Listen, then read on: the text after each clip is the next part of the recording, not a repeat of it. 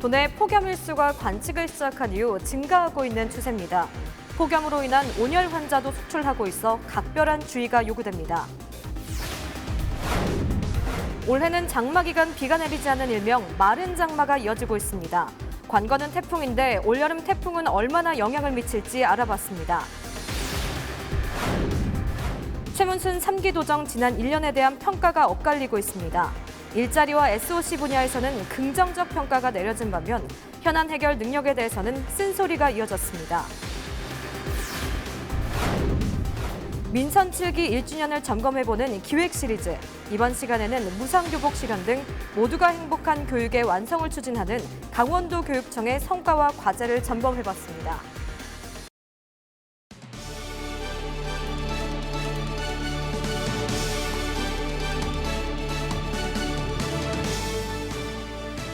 시청자 여러분 안녕하십니까? 헬로티비 뉴스 강원입니다.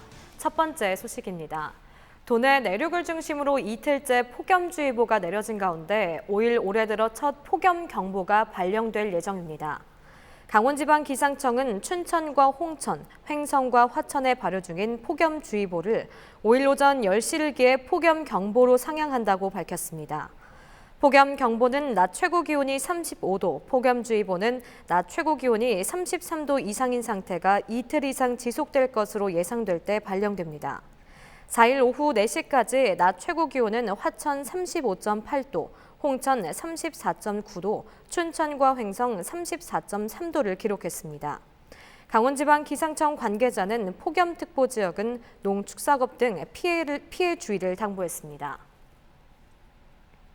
연일 폭염이 기승을 부리고 있는데요. 지난해 8월 1일 홍천군 최고 기온이 섭씨 41도까지 치솟으면서 역대 기록을 갈아치웠습니다. 헬로티비 뉴스는 폭염과 장마, 태풍 등 올여름 기상재해에 대해 집중 보도합니다. 강원지방기상청은 도내 폭염 일수가 관측을 시작한 1973년 이후 증가하고 있는 추세라고 밝혔는데요. 폭염으로 인한 온열 환자도 속출하고 있습니다. 먼저 폭염의 위험성을 박건상 기자가 보도합니다. 지난해 8월 1일 오후 춘천시 신동 70대 여성이 자신의 옥수수밭 근처에서 쓰러져 있는 것을 가족들이 발견해 병원으로 옮겨졌으나 끝내 숨졌습니다. 이 여성은 이날 오후 1시쯤 집을 나섰고 병원에 도착 당시 체온이 많이 올라간 상태였던 것으로 확인됐습니다. 홍천군의 낮 최고 기온이 섭씨 41도까지 치솟으며 최악의 폭염을 기록한 날이었습니다. 1942년 대구에서 기록된 최고 기온 40도는 이날 76년 만에 바뀌었습니다. 원주에서도 온열 질환으로 인한 사망사고가 이어졌습니다. 지난해 7월 80세 A씨가 집 앞 옥수수밭에서 쓰러져 있는 것을 차남이 발견해 119에 신고해 병원으로 옮겼으나 숨진 것으로 확인됐습니다.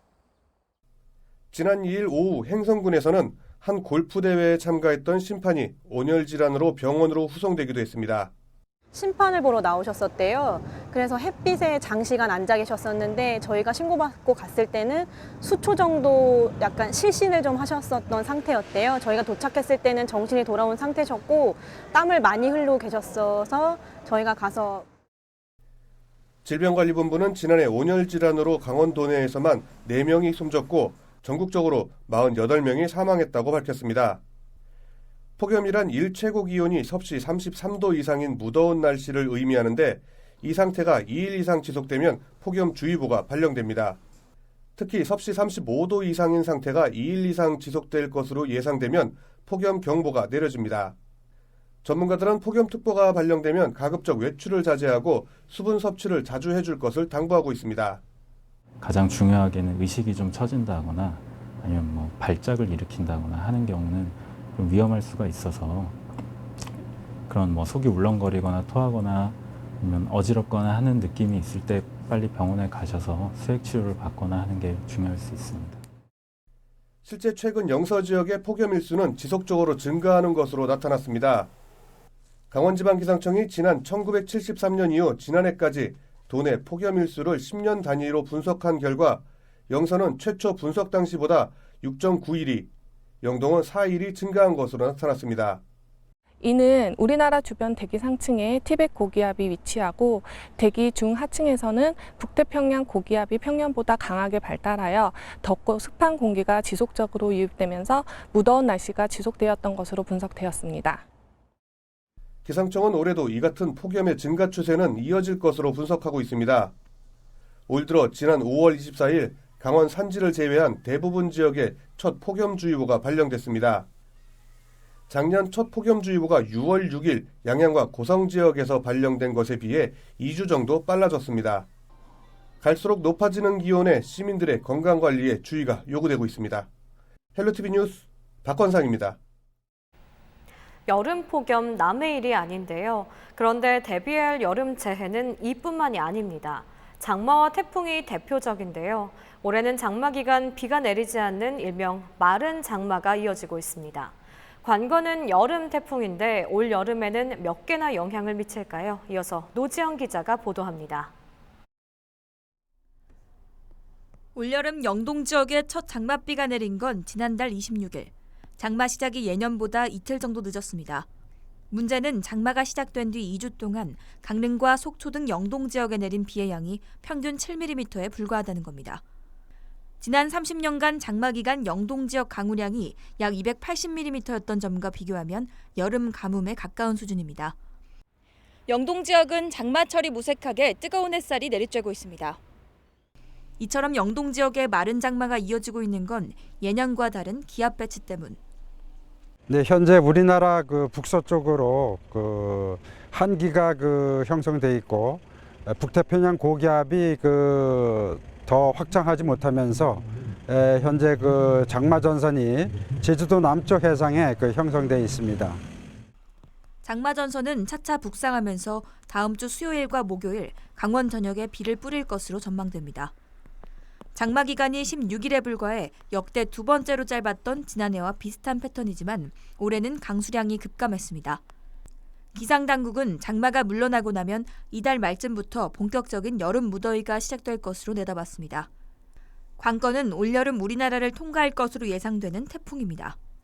평년 태풍 발생 일수는 10개에서 13개 정도 발생하는데 그중에서 우리나라에 영향을 주는 것은 1개에서 한 3개 정도 영향을 줄 것으로 예상을 하고 있습니다. 근데 시기는 보통 7월서부터 9월 사이에 영향을 준다고 볼 수 있고, 짧은 장마 기간과 적은 강수량, 그리고 계속 늘어나고 있는 폭염 일수, 변화하고 있는 기상 패턴에 맞는 대책 마련이 필요해 보입니다. 헬로티비 뉴스 노지영입니다. 지난 5월 강릉에서 발생한 수소탱크 폭발 사고의 원인이 산소 혼합 농도 초과라는 감정 결과가 나왔습니다. 강원지방경찰청은 4일 국립과학수사연구소로부터 수소탱크 내부 산소가 폭발 범위를 초과한 상태에서 정전기 등의 점화원으로 화학적 폭발이 발생한 것으로 판단된다는 감정 결과를 받았다고 밝혔습니다. 경찰은 해당 연료전지 기술 개발에 참여한 9개 기관과 업체 관계자들을 상대로 업무상 과실치사상 등 혐의 여부를 조사할 계획입니다.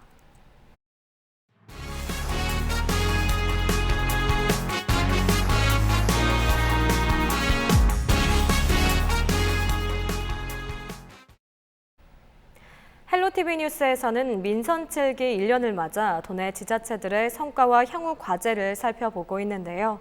오늘은 도지사와 도교육감 순서입니다.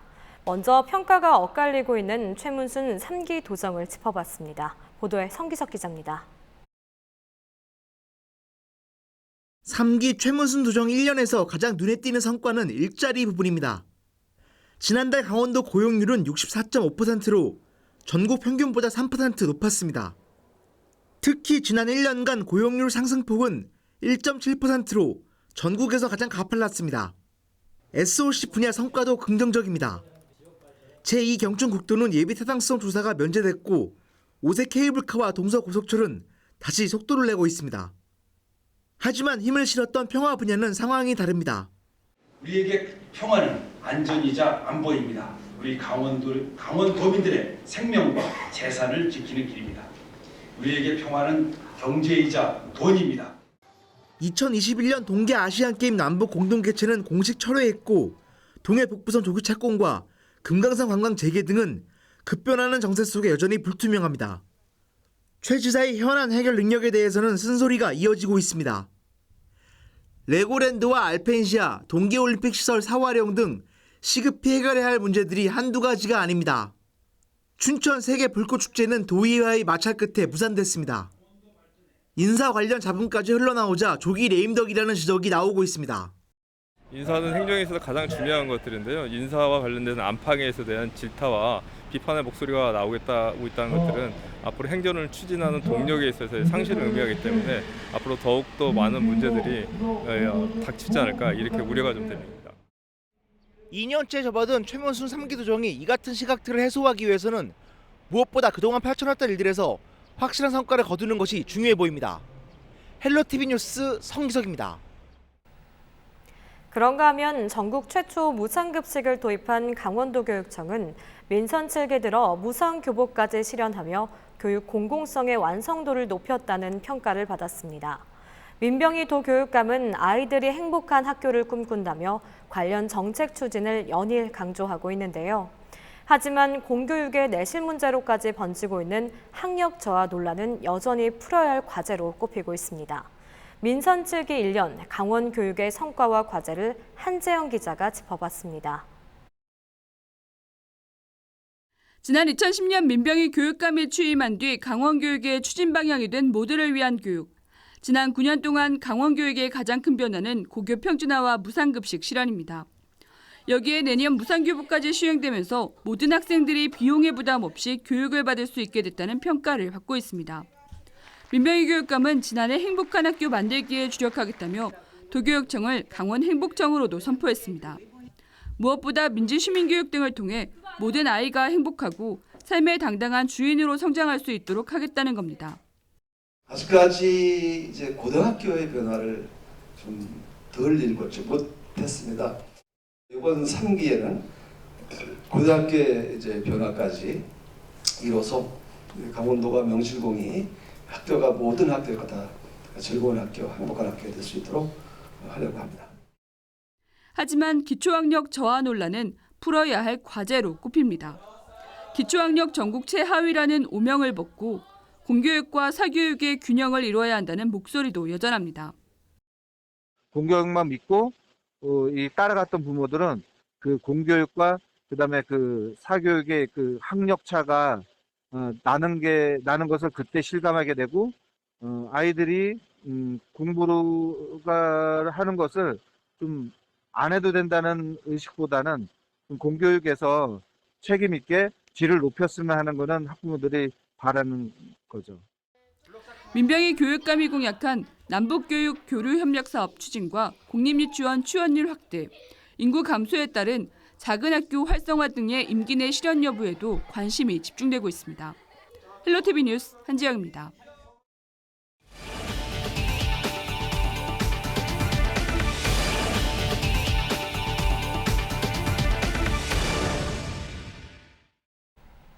학교 비정규직 연대회의가 이틀째 파업을 이어가면서 4일에도 도내 292개 학교의 급식이 중단됐습니다. 학교 비정규직 연대회의는 지난 3일 서울 상경집회에 이어 4일 도교육청 앞 등 춘천 일대에서도 지역 결의대회를 이어갔습니다. 급식 조리원 등 1,600여 명이 이날 파업에 참여해 292개 학교가 급식을 중단하고 도시락 지참과 대체 급식 제공, 단축 수업 등을 실시했습니다. 도교육청은 5일까지 예고된 학교 비정규직 파업에 따른 학교 혼란과 피해를 최소화하기 위해 비상근무에 들어갔습니다. 도내 8개 전문대학이 2020학년도 수시 모집을 통해 4,655명을 선발합니다. 한국전문대학 교육협의회는 2020학년도 전문대학 수시 모집 주요 사항을 발표하고 도내 8개 전문대가 지난해보다 1,249명 줄어든 4,655명을 수시 모집으로 선발한다고 밝혔습니다. 대학별로는 강릉 영동대가 1,204명으로 가장 많고 한림성신대 1,225명, 세경대 588명, 강릉 관광대 558명, 강원 도립대 301명 등입니다. 전문대 수시 모집은 9월과 11월 2차에 걸쳐 진행되며 지원 횟수에 제한이 없지만 한 곳이라도 합격하면 정시 지원은 할 수 없습니다. 인구 절벽, 지방 소멸 이런 섬뜩한 용어가 이제 낯설지 않은데요. 빈집 문제도 갈수록 심각해지고 있죠. 빈집은 특히 도시 미관을 저해할 뿐만 아니라 범죄 유발 요인으로도 작용해서 지자체마다 골머리를 앓고 있습니다. 해법은 없는 걸까요? 보도에 성정환 기자입니다. 대도시로 신도시로 인구가 이동하면서 구도심은 쇠퇴를 피하지 못했습니다. 인구가 빠져나가면서 빈집도 크게 늘어 전남의 빈집은 14%로 전국에서 가장 많습니다. 이게 너무 구질구질하고 보기에도 미관상 안 좋더라고요.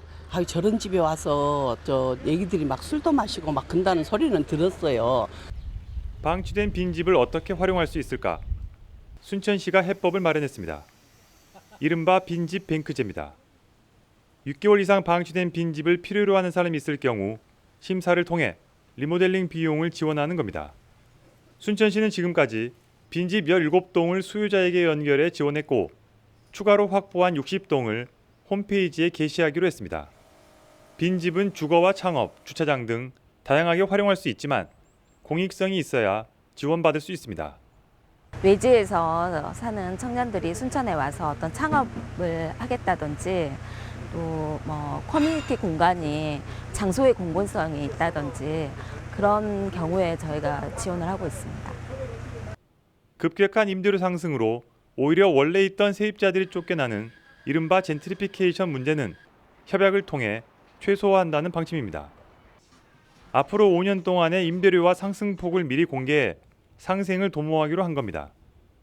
특히 자금력이 딸리는 청년에게 좋은 기회가 될 전망입니다.